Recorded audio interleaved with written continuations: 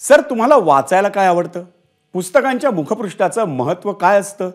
कोणत्या प्रकारच्या पुस्तकाच्या वाचनाच्या स्पर्धा परीक्षांसाठी फायदा होईल?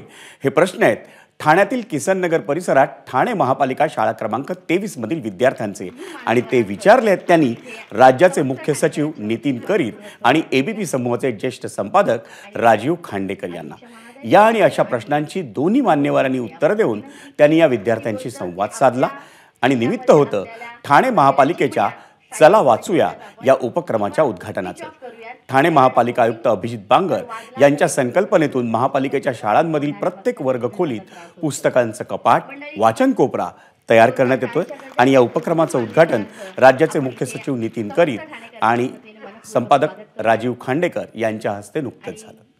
अध्यक्ष महोदय आणि प्रमुख सगळ्या मुलांना एक पासबुक दिलंय, पासबुकाच्या आकाराची वही, आणि मुलांनी वाचावं आणि त्यांना जे काही त्या पुस्तकाच्या बद्दल वाटतं ते त्या पासबुक मध्ये नोंदवावं। पासबुक अशासाठी की पासबुकामध्ये तुमचा जमा खर्च जसा बँकेच्याकडून मांडला जातो, तुमच्याकडे जमा होत जाणारी रक्कम, तसं हे जे ज्ञान तुम्ही वाचून तुमच्या पदरात पडणार आहे, तुमच्या अकाउंटला जमा होणार आहे, त्याची नोंद तुम्ही करावी। म्हणजे ही मुलं जेव्हा आणखीन 10 वर्षांनी हे पासबुक बघतील तेव्हा त्यांना त्यातून जो आनंद मिळेल तो किती वर्णनाच्या पलीकडचा असेल याचा आपण अंदाजच करू शकतो।